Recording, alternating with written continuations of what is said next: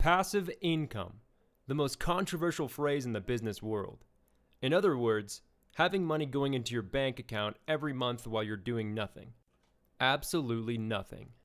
Now you might think, this sounds way too good to be true, because everyone would be rich, right? Well, it turns out you may actually be right.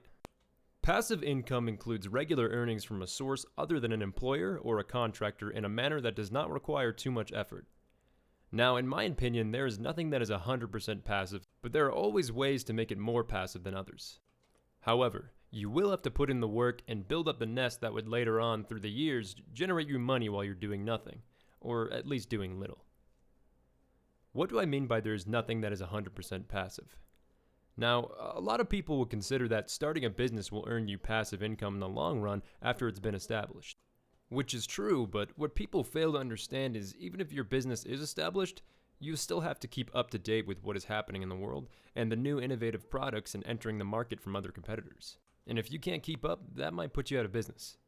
That's why you can't really just leave the business running passively on its own. You'll have to run the business and keep working on it, and keep innovating and creating new ideas so competitors don't take your market share. Also, starting a business is hard and requires a lot of work, and most businesses fail. Now, there is ways of making your business more passive, but as I mentioned before, there's nothing in the world that's 100% passive, but there are ways that you can be more passive than others. One of these ways is working with dividends. Actually, it's the quickest and easiest way anyone can start earning passive income. You can retire early and make thousands per month from dividends. A guy called Adam Santi wrote on his blog that he's making $40,000 to $50,000 a year just from dividends, doing absolutely nothing. So how can he do that? First, let us define and explain quickly what a dividend is. Dividend is a sum of money paid regularly by a company to its shareholders out of its profits. If you buy some shares of a certain company in the stock market, you become an owner of a small part of that company. You become a shareholder. Thus, you get part of the profits generated by this company, and this is what we call a dividend. Now, most of you may already know that the company has sales and costs, and the difference between both of them is called the profit. A big part of profits are used for the company's ongoing and future business activities. Now, the rest is allocated to shareholders and dividends. The decision of the amount of profit allocated to the shareholders is taken by the board of directors. Therefore, since shareholders are considered one of the owners of the company, they have the right to earn a part of the profits proportionally to the part of the company the shareholder owns. Let's take a simple example of how dividends are decided. Suppose that a company made $1 billion in sales and had costs of $700 million. The profits would equal to $300 million for the year.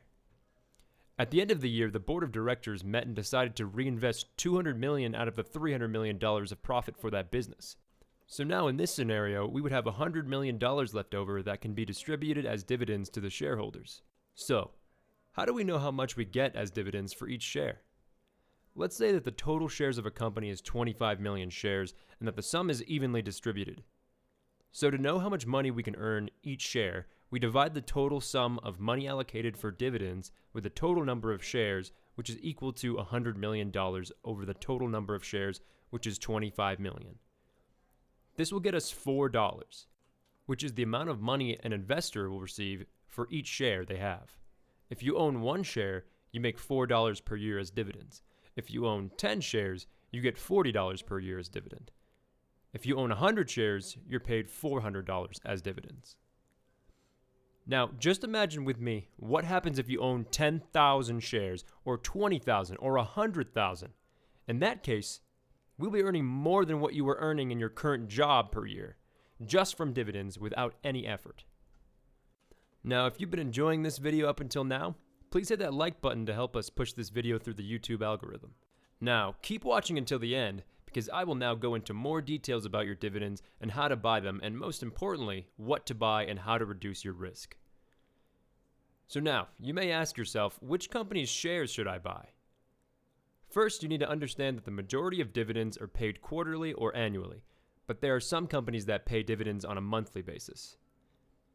Usually established companies with more predictable profits are often the best dividend payers.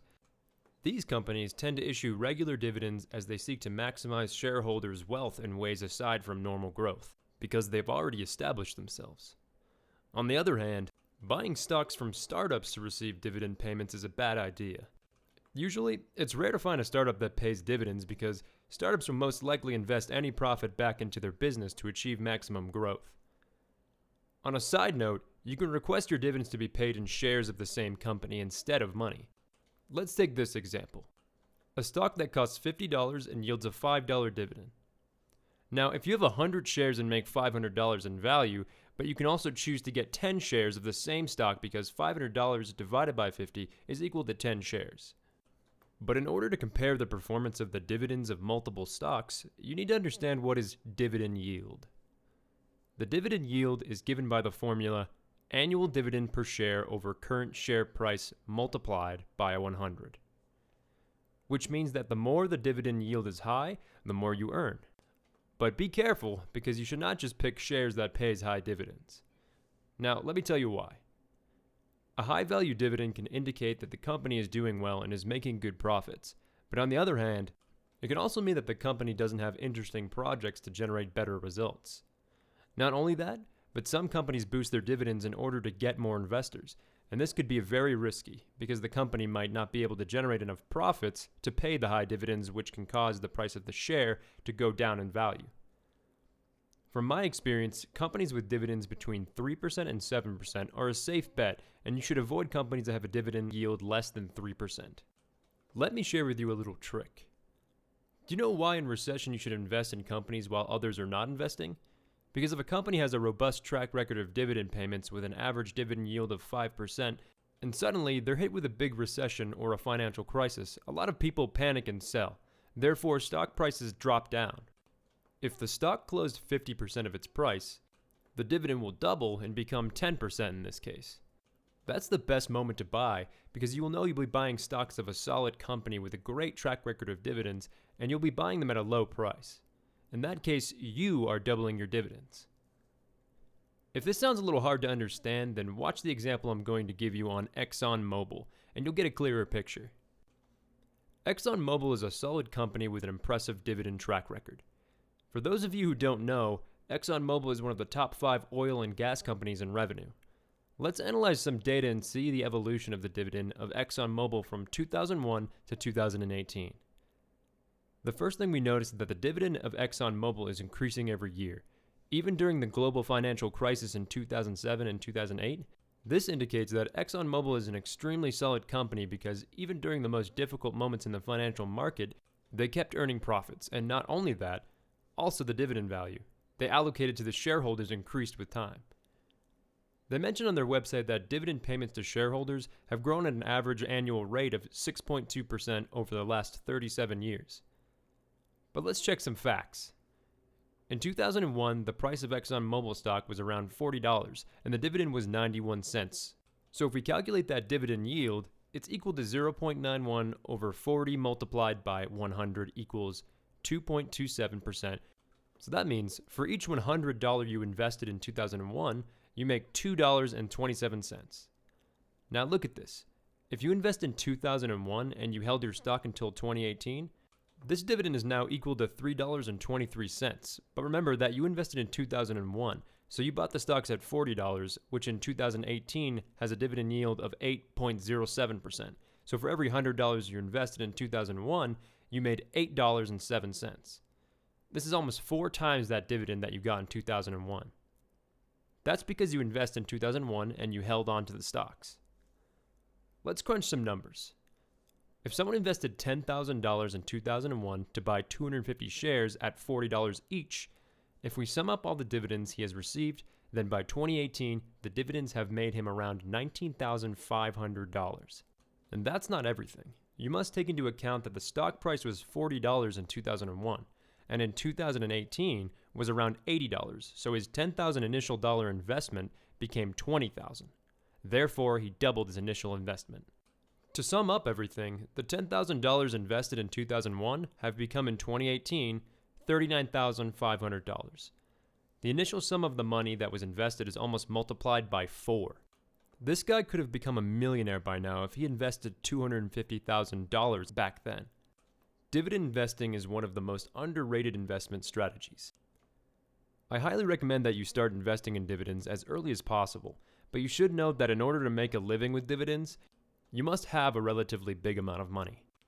If you need $50,000 a year to cover your living expenses, and you're investing in dividends with 5% yield a year, then you would have to invest $1 million, which is a big amount of money to a lot of people. That's why you have to consider dividends investing as a way to get you an additional revenue and not to make you rich. The only efficient method to become rich is to build a business and to scale it. And this will be the topic of many upcoming videos on this channel, so please do make sure to subscribe now and hit that notification bell to be notified when a new video comes out. That's it for this video. If you enjoyed the video, please don't forget to share it and hit that like button to help us so YouTube can rank us up in the algorithm. Please also subscribe and comment below how we can improve our content and what you like most about us. See you soon!